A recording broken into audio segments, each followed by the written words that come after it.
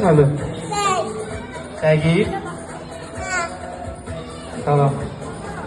Sen ne dersin? Sağ ol. Ay, niye? Ben de tebrik ederim. Yaxşı eləyirsən.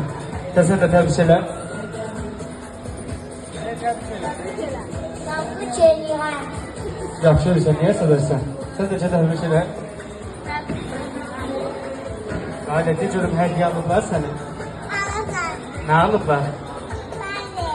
Bu kimdir? Ata hədiyyə alır.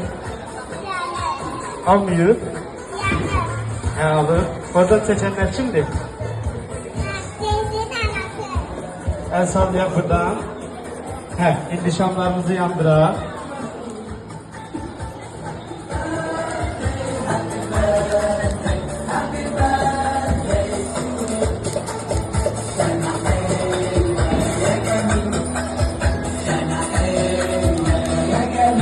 Hə, süpürgəyək. Gözəl bir şəkil çəkdirək. Kanallarımız da dursun.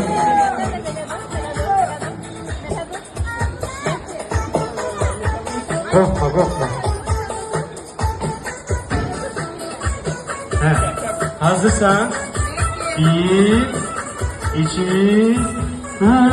süpürək şamları. Nəvəşlər, böyük olsun, aynen. Az günün mübarək.